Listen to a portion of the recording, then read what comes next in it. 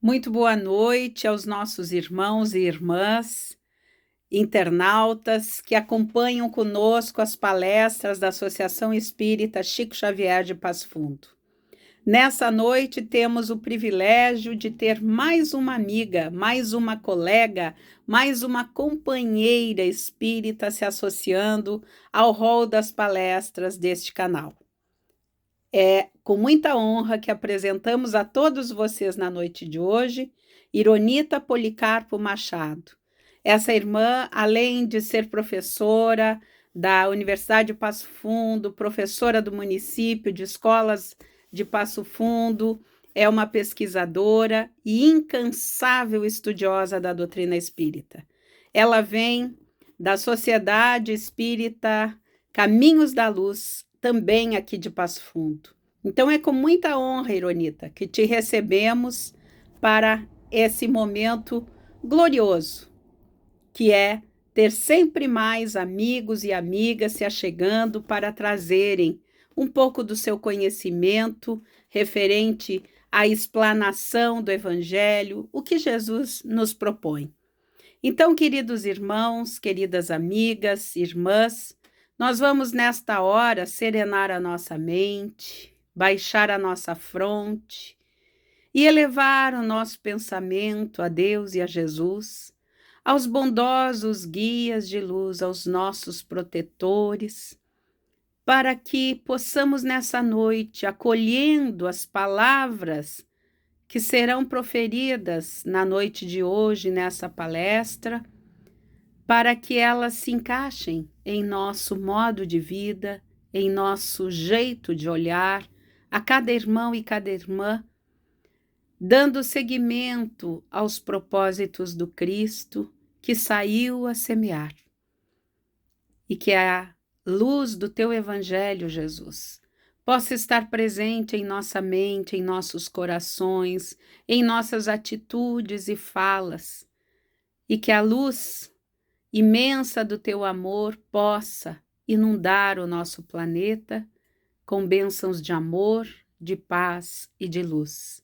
E assim, damos por aberto as palestras da noite de hoje.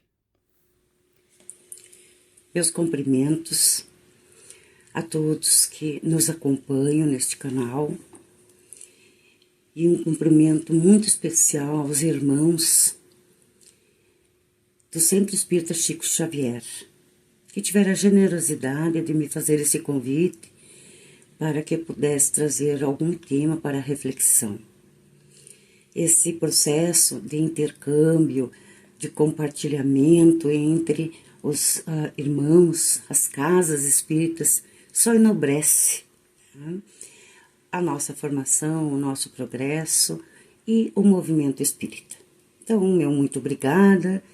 E para hoje, então, eu trago a temática educação, envelhecimento e espiritualidade.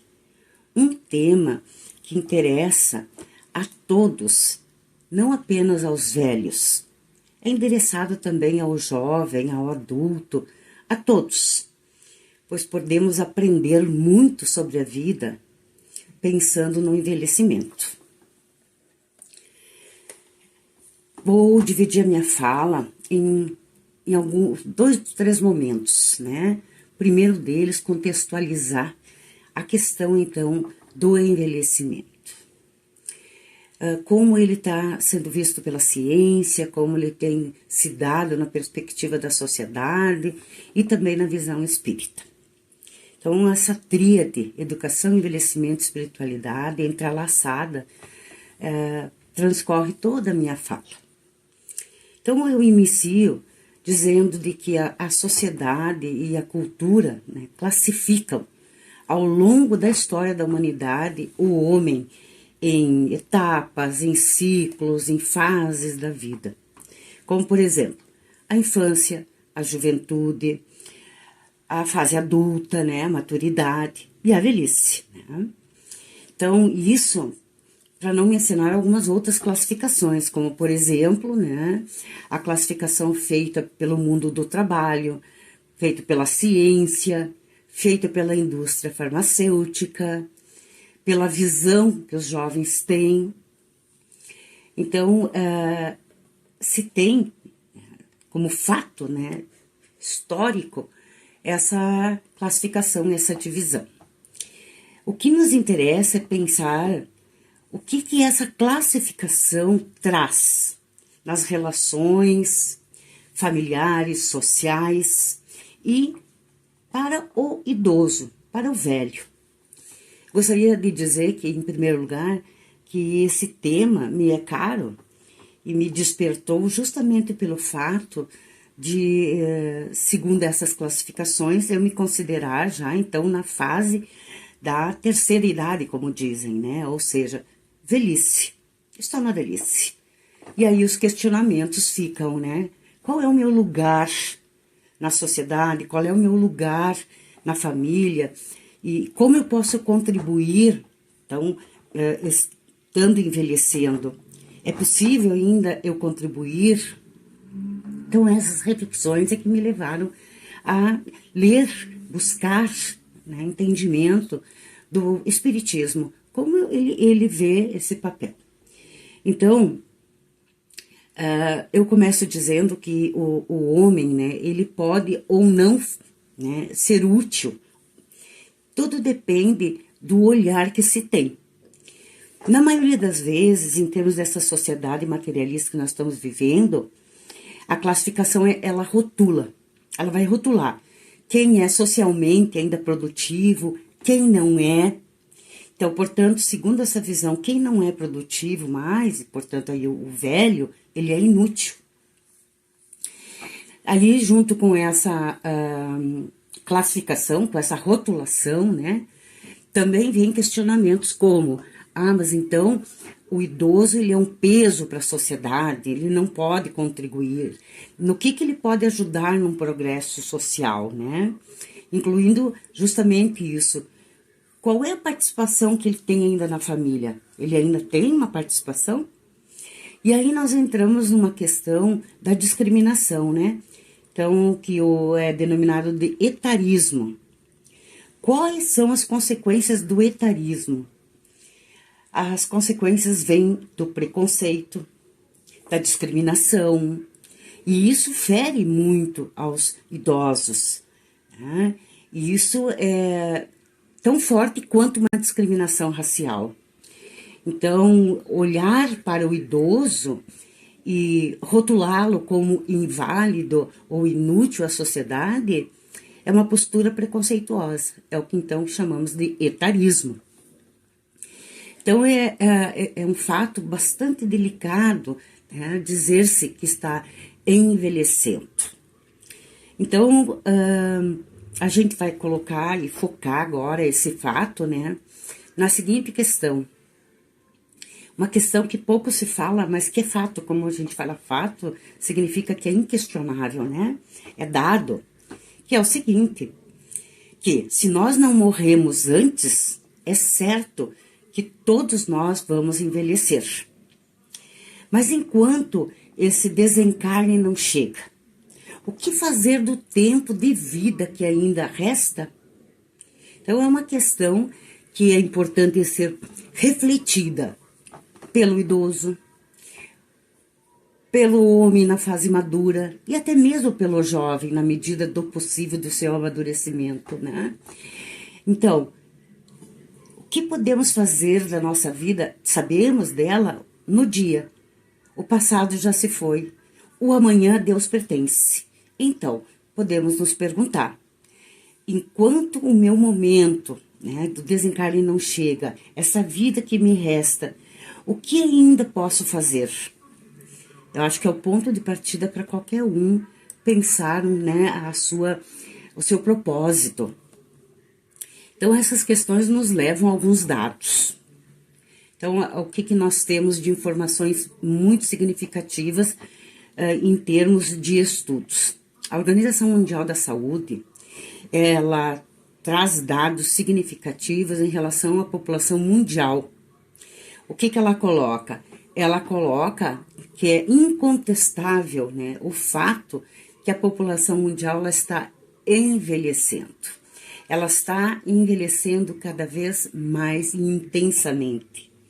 Por isso que se torna urgente repensar o papel do idoso e a sua importância na sociedade atual.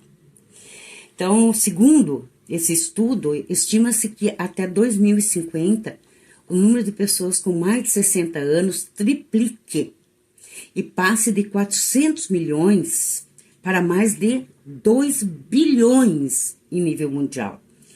No Brasil, por exemplo, 90 milhões, no Rio Grande do Sul, 2,2 milhões. Então, são dados incontestáveis, né, que nos levam a pensar. Bom, diante disso, né, todas essas questões, elas vão implicar numa necessária mudança de postura. Em que sentido? Nas políticas públicas, e que a gente pode observar que já está, de certa forma, se dando, ainda incipiente, mas já temos, né, políticas públicas voltadas ao idoso. Entre outras questões materiais importantes de ser pensada, é a questão da educação.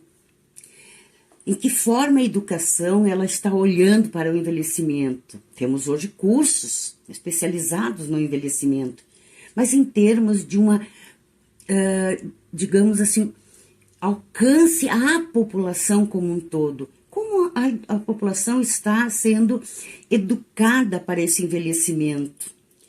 E aí essa população, como eu havia dito no início, sem distinção de idade, se é jovem, se é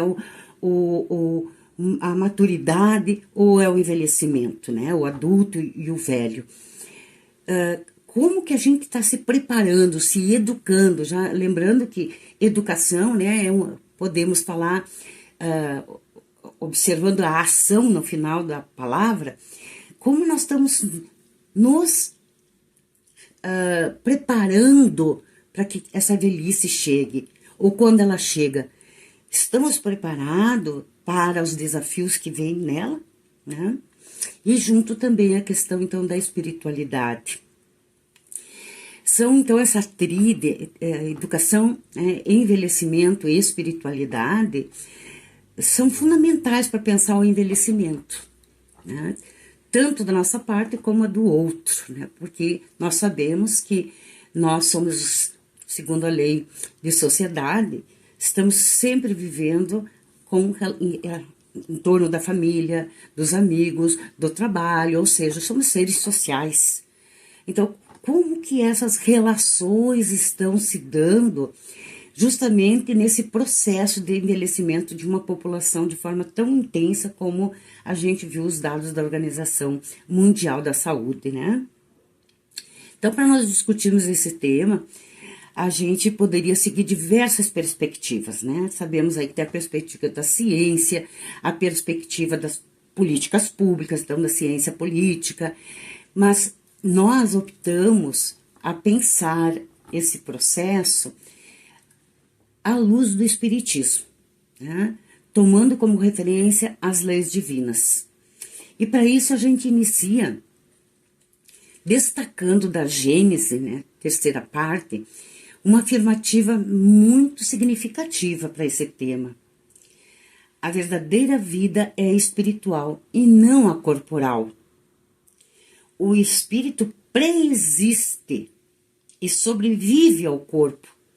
Portanto, aí temos uma questão muito importante que a espiritualidade, né, traz através da decodificação de Kardec, né, para que a gente pense. Será que o envelhecimento ele vai trazer alguma questão, interfere, né, ao espírito, ao progresso espiritual? Então, é de nos questionarmos, né, por isso aquela tríade anterior, a educação, né, e espiritualidade para o envelhecimento.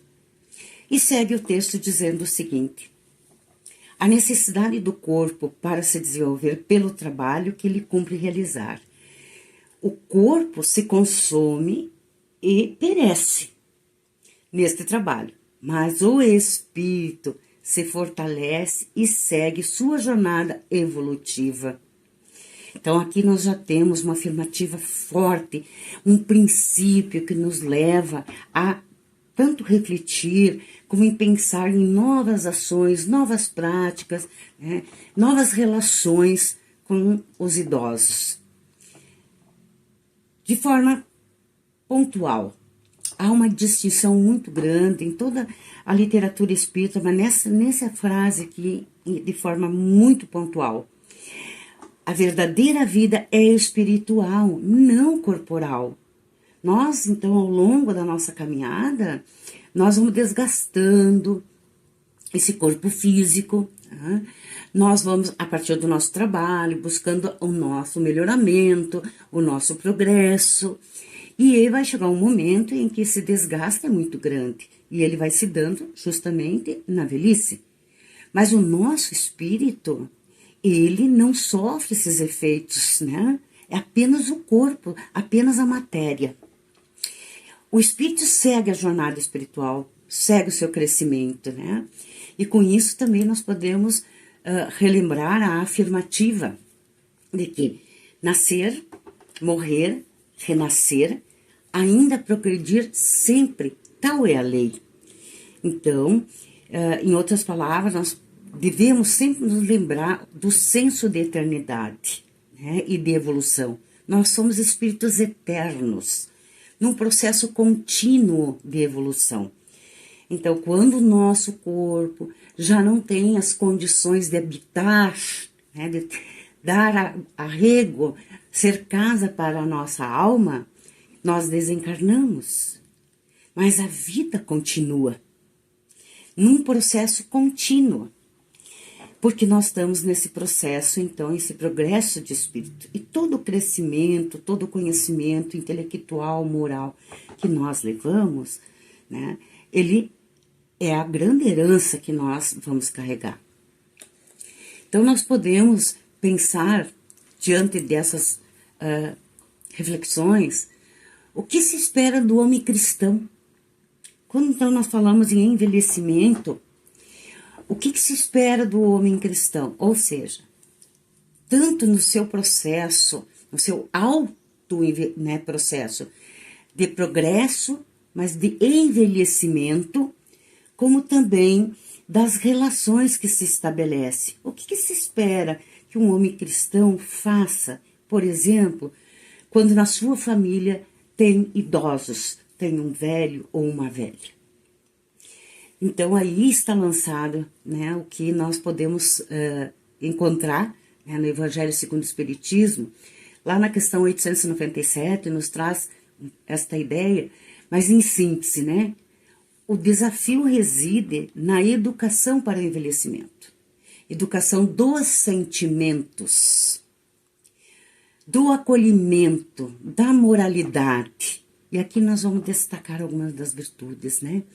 Resignação, paciência, amorosidade, indulgência, respeito, empatia e caridade.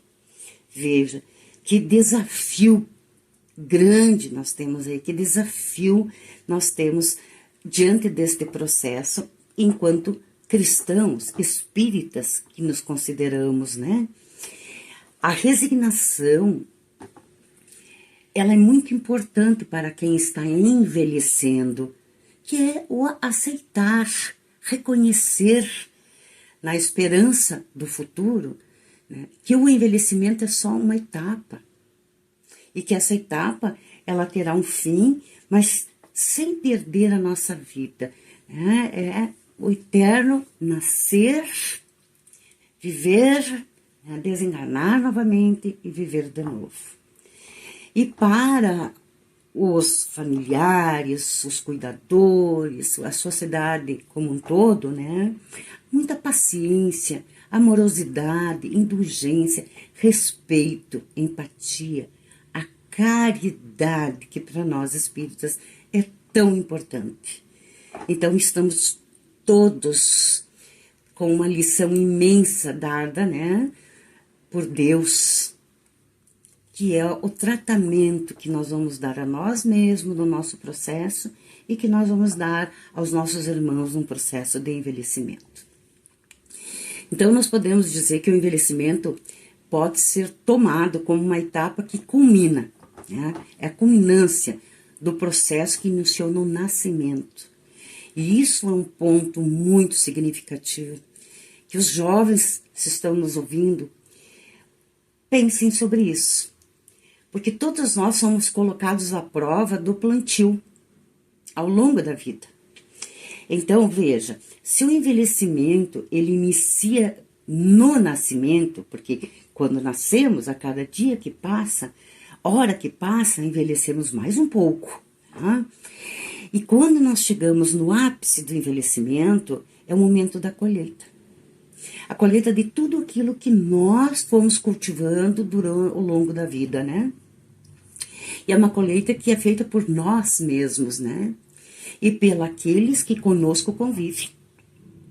Então, aí, que possamos pensar, enquanto família, enquanto jovens, enquanto homens e mulheres maduros, né? Como têm sido as nossas relações afetivas na família? Sabemos que temos grandes desafios, mas não vamos nos esquecer disso. Essa prova é uma prova necessária ao nosso crescimento, ao nosso progresso, à nossa evolução. E também é uma oportunidade, né? Uma bendita oportunidade de praticarmos a lei de justiça, de amor e de caridade, entendendo que a justiça consiste em que cada um deva respeitar os direitos dos demais e querer para os outros o que ele quereria para nós mesmos. Veja, essa é uma máxima, a máxima das leis morais, né? De que nós temos. Vamos nos lembrar sempre. A justiça divina, né? Então, ela consiste sempre em respeitar o outro para que seja respeitado. Fazer ao outro o que queria que fizesse a você. Aí reside a resignação, a paciência, principalmente a amorosidade, a caridade. Né? Para ilustrar essa reflexão, eu trago um conto, é um conto alemão, que é denominado de Pai e Filho. Então, havia um camponês que alimentava seu velho pai numa pequena gamela de madeira e separado, né? O seu pai não sentava à mesa e nem ficava na mesma sala em que todos de jantar estavam todos lá. Era uma peça separada da casa e lá com a sua gamelinha ele se alimentava. Certo dia, o camponês, observando o seu filho, se surpreendeu. O menino, muito pequeno ainda, catava tocos de paus, madeiras, e ele ficou curioso e indagou o pequeno. Por que fazia aquilo? Por que buscas esses galhos? E o menino respondeu: eu estava preparando a gamela do pai, a sua gamela, para que quando você ficasse velho, assim como o vovô, eu já terei a gamela para que você possa se alimentar. O camponês, impressionado com a situação, decidiu convidar o avô para voltar a sentar à mesa. Então, vejamos, né, irmãos?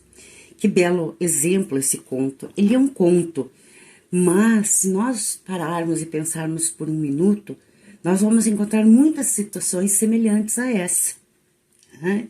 Em que há impaciência, né? Aos cuidados com o idoso, a impaciência, né? Na alimentação. Muitos vão para essas casas de repouso, né? Muitas vezes são esquecidos. Então, não há uma convivência amorosa, caridosa, né? Muito semelhante. O camponês aprendeu a lição, né? E assim eu espero que todos nós possamos lembrar disso. Por quê? Porque é certo, é indiscutível, né, que há muitos déficits no processo de envelhecimento, né? Há muitas alterações associadas a esse envelhecimento. Temos aí a fraqueza muscular, né?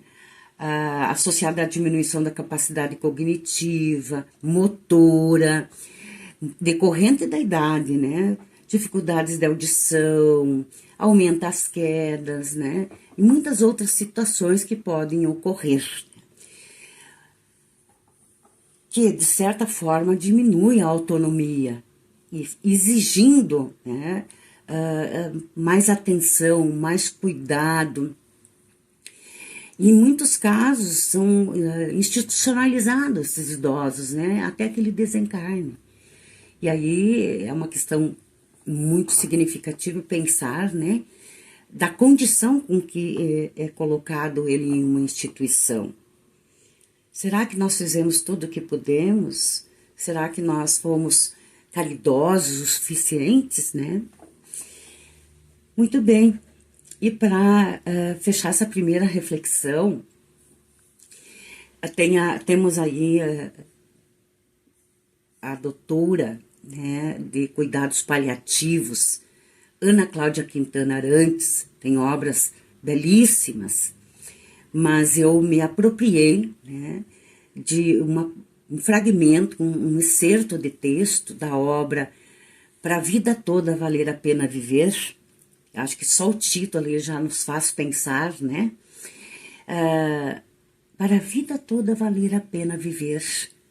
Lembrando que todas as experiências, todas as escolhas que fizemos, temos um livre-arbítrio, né?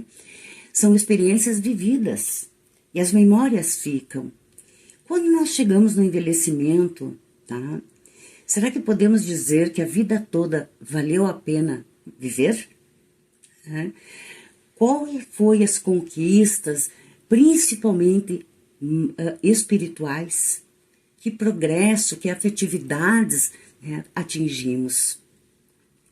Então, com esse excerto, pequeno excerto do texto, eu parafraseio com ela, né? Dizendo o seguinte: pode-se dizer que é inegável que o envelhecimento traz limitações físicas, cognitivas e mentais. No entanto, as limitações funcionais não definem a alma que habita o corpo. Por isso, precisamos cuidar do corpo que habitamos e da mente que nos guia.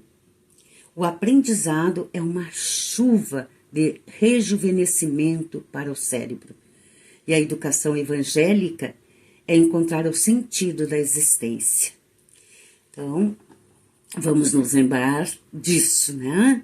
Que o aprendizado ele é contínuo, ele não tem idade e que na terceira idade ele traz muito rejuvenescimento, né, para o nosso cérebro. Não vamos, né, nos limitar, vamos nos desafiar. E que a educação evangélica, portanto, né, o nosso contínuo estudo evangélico é encontrar o sentido na nossa própria existência.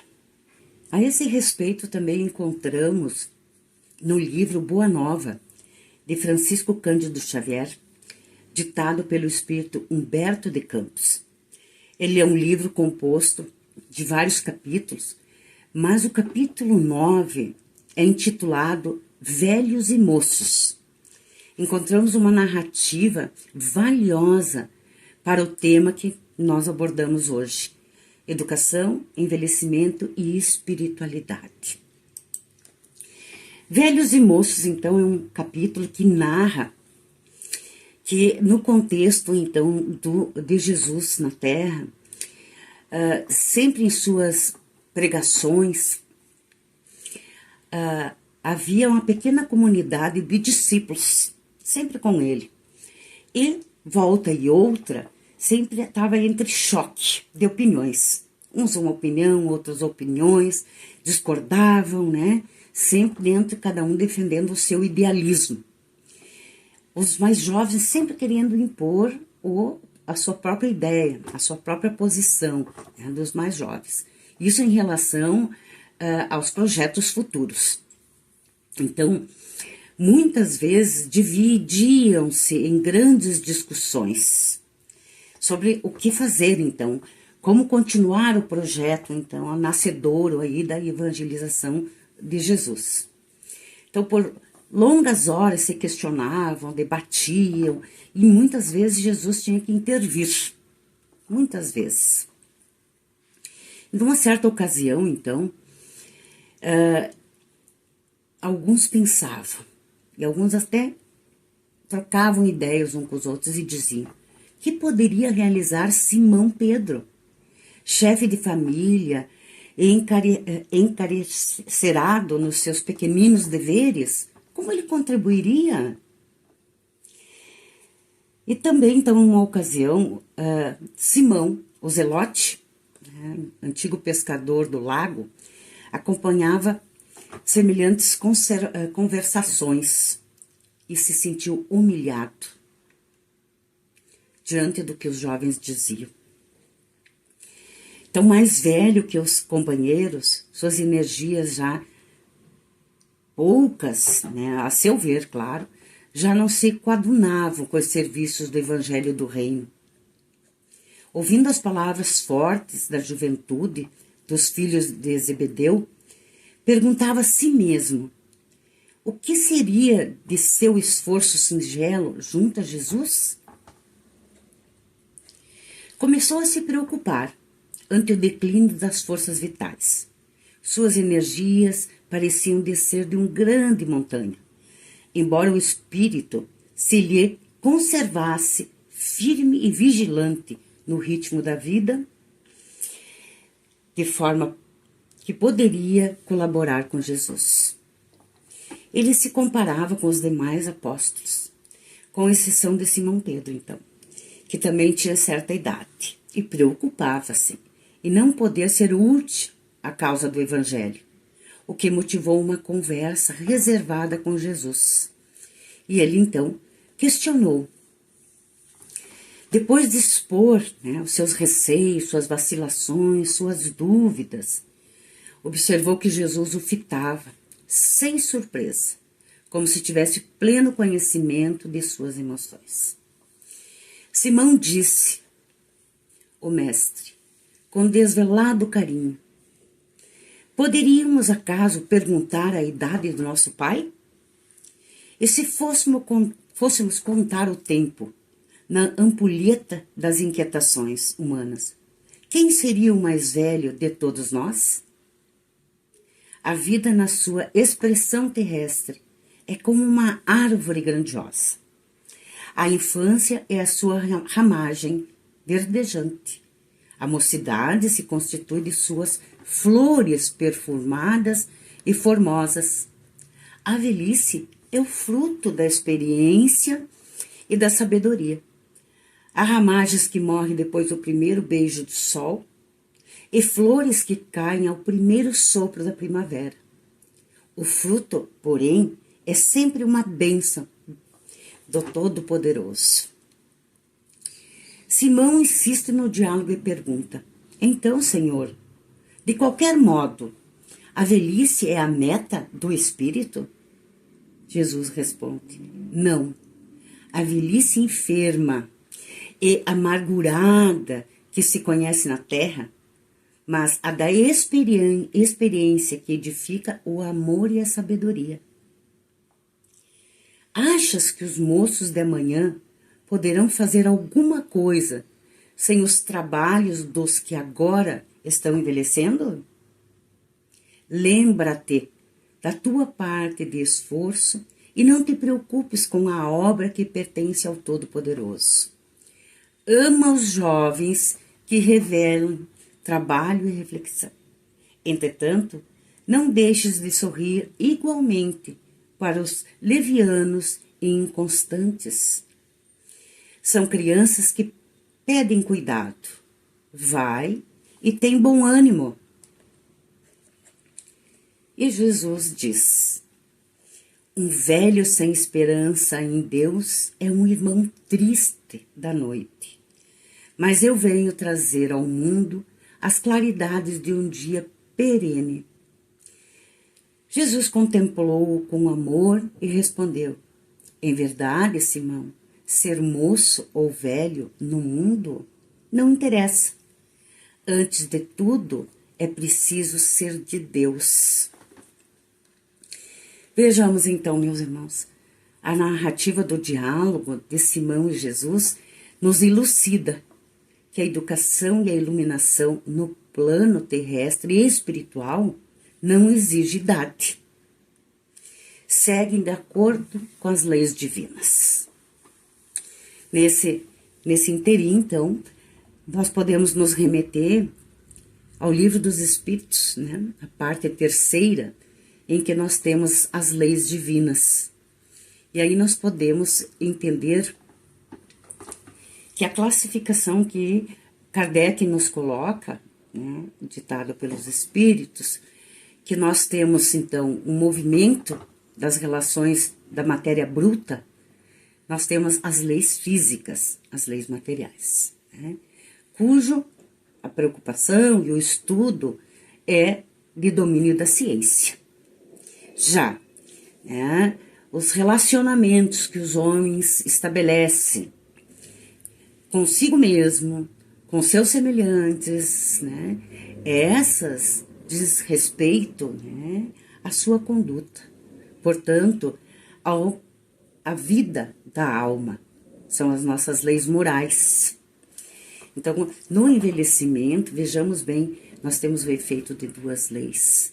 A lei física da ciência, portanto, o desgaste físico, mental, mas se cultivamos uma educação, uma evangelização contínua, nós estamos ainda vivos de alma, de virtudes, né?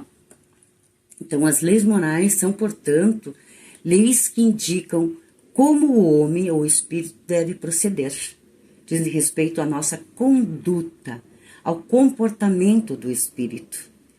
Então, o envelhecimento, ele não retira de nós os nossos deveres e nem deve ser retirado de nós pelos outros. O Kardec, ele faz, lá na questão 617 do Livro dos Espíritos, ele faz uma divisão destas leis morais em 3 partes.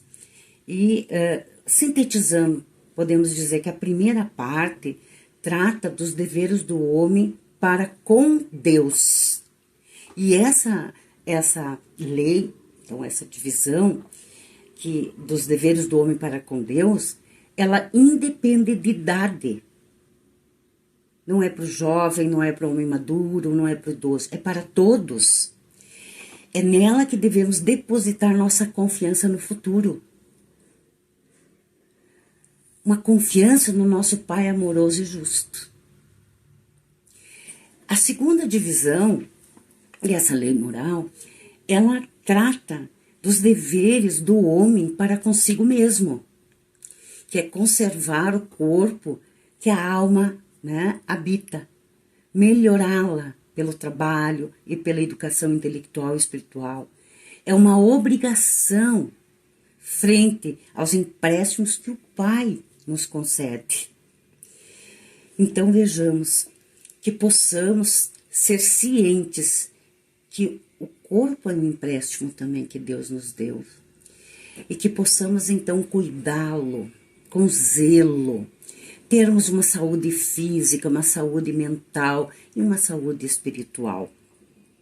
É o nosso dever. E terceiro, a terceira divisão é o dever do homem para com o próximo. Então, tanto na terra quanto nos círculos espirituais, nós temos um dever. O dever de estabelecer as relações amorosas, caridosas, fraternas com o nosso irmão, o nosso próximo. Quem é o nosso próximo? Todos aqueles dos quais nós convivemos. Então, aí está os 3 deveres que nós temos para com Deus, para consigo mesmo e para com o próximo. E isso independe de idade. Então, nós podemos também, com a afirmativa, tirada também do Livro dos Espíritos, a seguinte frase: um rapaz não conseguiria realizar a sua tarefa na Terra se não tivesse a precedê-lo as experiências de seus pais. Muito bem. Isso nos leva ao capítulo, o capítulo 14 do Evangelho segundo o Espiritismo, que é intitulado Honrai o vosso pai e honrai vossa mãe. Lá é tratado, então, e nos indica, nos norteia, né, que a prática cristã da piedade filial, ou seja, é um mandamento. Honrai a vosso pai, honrai a vossa mãe, né, é um corolário da lei geral. Por que é? Porque é uma lei geral da caridade, de amor ao próximo. Se nós não conseguirmos ser amorosos, não tivermos uma piedade filial, como podemos ter uma postura caridosa e fraterna, amorosa com o nosso próximo? Começa, então, no lar. Então, honrar o seu pai e sua mãe não consiste apenas em respeitá-los. É também os assistir na necessidade, é proporcionar-lhes repouso na velhice, é cercá-los de cuidado, como eles fizeram conosco na infância.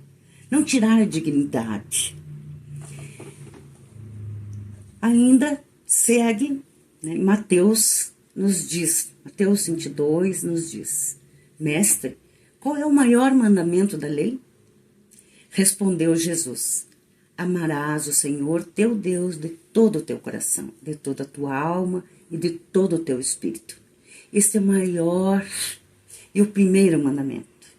O segundo, semelhante a este: amarás teu próximo como a ti mesmo. Nesses dois mandamentos se resume toda a lei dos profetas.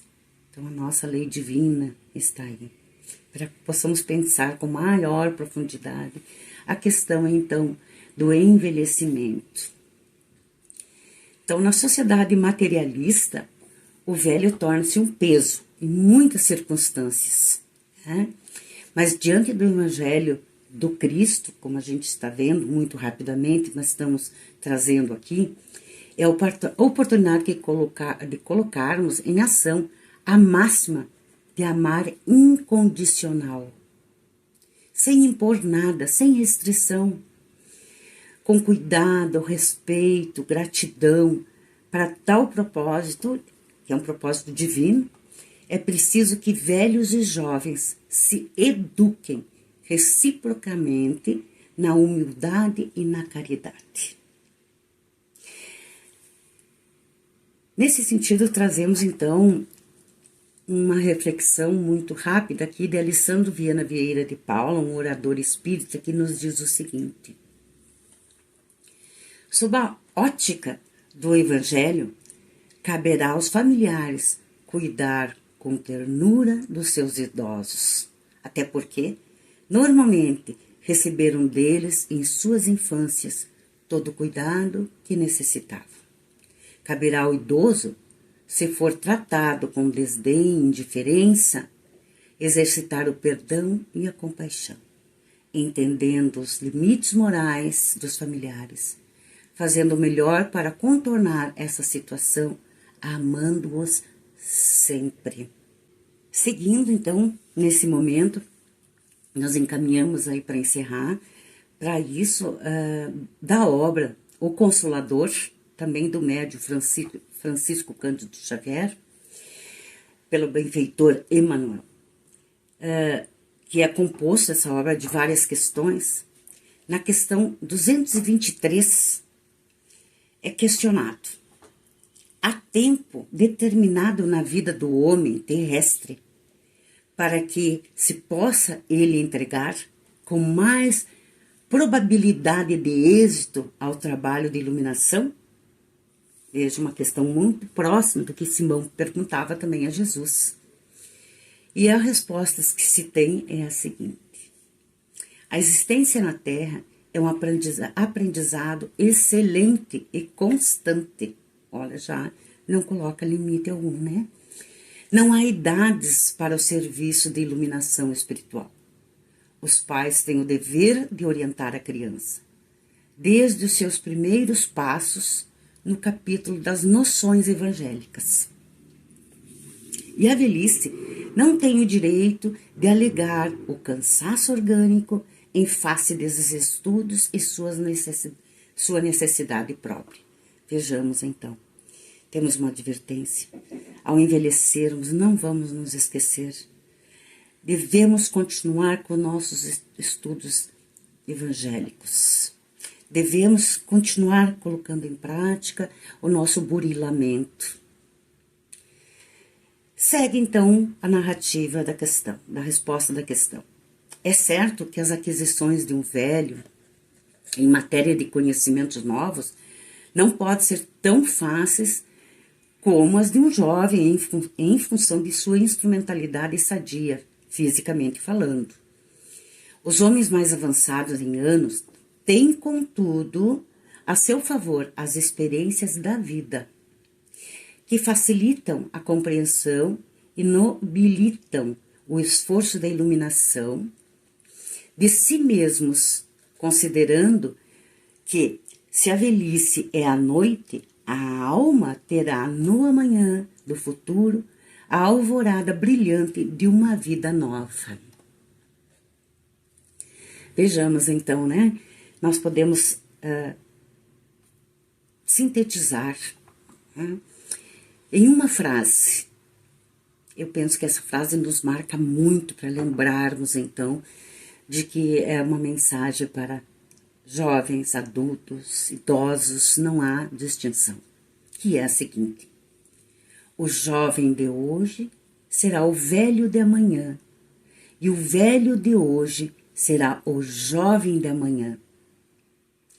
O amor e a caridade são a máxima das leis morais e uma prática atemporal, fruto da moralidade do praticante. Vamos nos lembrar, aqui está a nossa máxima: reencarnação, progresso contínuo, a vida não acaba. Com isso eu convido os irmãos que possam mentalizar Jesus,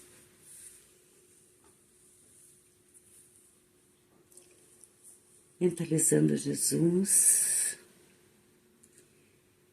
na prece de Chico Xavier e Emmanuel, que nos diz assim: Senhor Jesus, agradecendo-te o amparo de todos os dias, eis-nos aqui, de espírito ainda em súplica, no campo em que nos situaste.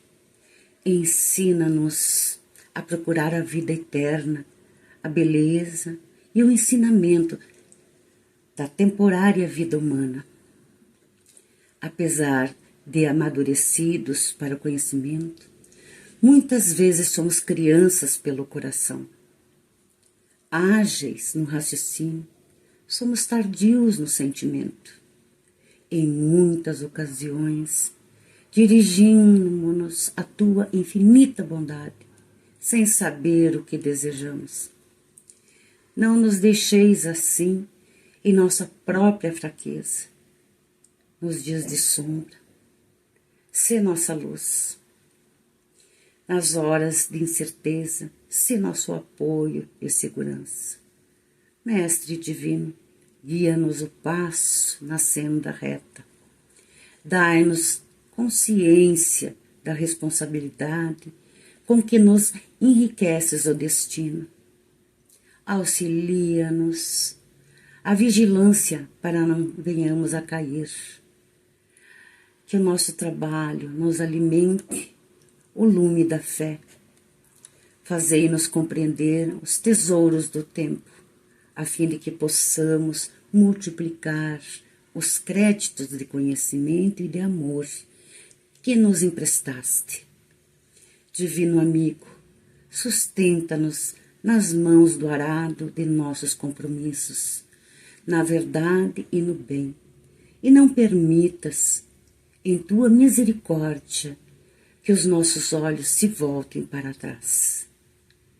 Que a tua vontade, Senhor, seja a nossa vontade, agora e para sempre. Que possamos, com o amor de Jesus, multiplicar o nosso sentimento de gratidão pela vida, gratidão por todas as benesses que recebemos todos os dias. A gratidão é uma bênção milagrosa para os nossos males.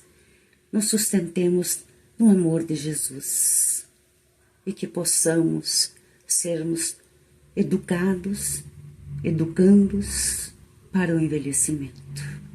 Que assim seja.